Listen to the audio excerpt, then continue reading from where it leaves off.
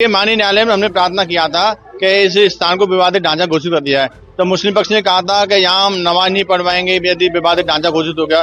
तो माननीय न्यायालय ने उनकी नमाज की स्थिति को देखते हुए यहाँ सुप्रीम कोर्ट ने पहले एक आदेश दिया था कि जब तक वर्शिप एक्ट पर फैसला नहीं हो जाता तब तक निचली अदालत कोई फैसला नहीं देंगी।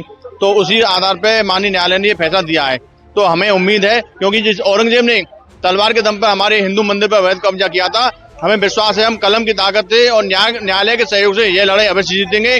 हम अपनी उम्मीद में लगे हुए हैं और यह लड़ाई जारी रहेगी। देखिए, हाईकोर्ट का फैसला बड़ा अच्छा फैसला है और मैं समझता हूं कि हिंदुस्तान में नफरत न फैले, हिंदू मुसलमान भाईचारा बना रहे, ये उस तरह का फैसला है। दूसरी बात ये कि आपने हिंदू फरीक बोला है उसको, मैं उसको हिंदू फरीक नहीं कहता, मैं उसको दहशतगर्द ग्रुप कहता हूं, क्योंकि इन लोगों का काम हो गया है बाकायदा इस तरह की एप्लीकेशनें डालना, कहीं ना कहीं कोर्ट को उस पर बाधित करना।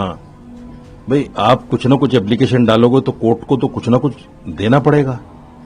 तो उसमें क्या है कि कोर्ट के बहुत सारे काम पेंडिंग पड़ रहे हैं और उससे बढ़कर देश में जो नफरत का वातावरण फैल रहा है वो सब क्या है, इन्हीं की वजह से हो रहा है।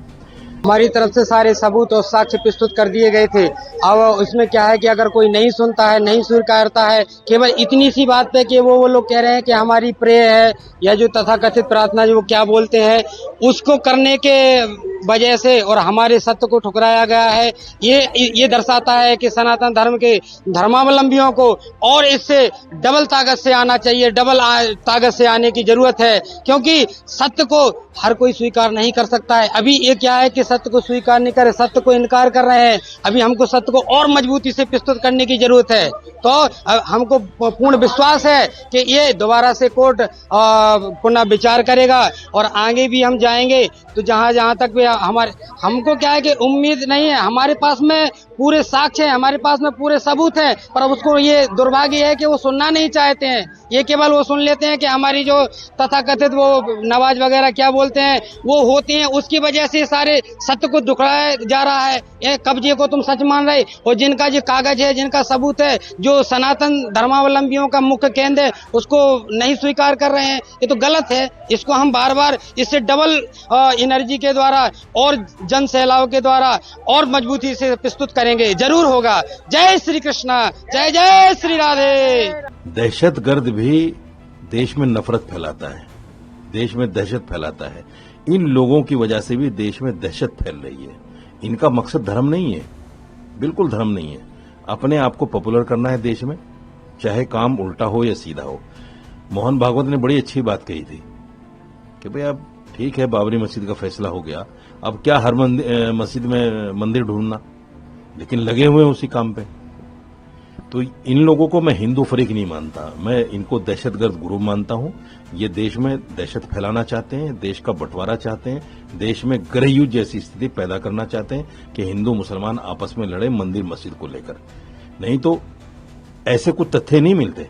हम उम्मीद कर रहे थे कि फैसला हमारे हक में हो, पर कोर्ट का जो आदेश आया है उससे हम अभी उम्मीद करते हैं कि आगे हमारे हक में कुछ होगा, क्योंकि जिस तरीके से हम देख रहे हैं कि वर्शिप एक्ट के बारे में अगर हम सोचें कि वर्शिप एक्ट की वजह से वहाँ लोग नमाज कर रहे हैं, इस वजह से अगर हमारी चीज मांग को नहीं देखा गया, तो मैं ये बताना चाहूंगी कि श्री कृष्ण जन्मस्थली प्रॉपर यहाँ है, जिस जन्मभूमि का जो मेन जो मूल गर्भगृह है, जो कि मंदिर मस्जिद में आता है, तो हम उसकी पूजा नहीं कर पा रहे हैं।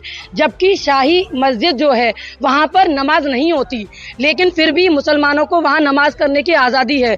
तो मैं सरकार से और कोर्ट से ये आग्रह करना चाहूंगी कि पहले आप इसके बारे में देखिए कि किसी भी मस्जिद में नमाज नहीं होती और शाही मस्जिद में केवल ईद की नमाज होती है, लेकिन फिर भी उनको हर जुम्मे पे नमाज करने दिया जा रहा है, जो कि बिल्कुल भी हमारे लिए अच्छा नहीं है। और हमारे जो प्रभु जहां जन्म हुआ उस स्थल का हम पूजन नहीं कर पा रहे। तो मुझे बेहद दुख है इस बात का और मैं उम्मीद करूंगी, आशा करूंगी कि आगे सब कुछ हमारे फेवर में आए। बाबरी मस्जिद के फैसले में सुप्रीम कोर्ट ने साफ तौर से कहा कि हमें ऐसा कोई साक्ष्य नहीं मिला कि मंदिर तोड़कर मस्जिद बनी हो, तो इनको खामोश हो जाना चाहिए था। जैसे हम खामोश हो गए जब मंदिर को वो जगह दे दी गई, हालांकि फैसला हमारे पक्ष में है। 4 पॉइंट जो है उसमें, एक तो 1949 में जो मूर्तियां रखी गई वो गलत रखी गई, बाबरी मस्जिद को इलीगल तरीके से तोड़ा गया, मंदिर तोड़कर मस्जिद बनी ऐसा कोई सबूत नहीं मिला, और जो लोग इसमें शामिल थे उनके खिलाफ कार्रवाई होनी चाहिए, ये बाकायदा कोर्ट के फैसले में आज भी मेंशन है।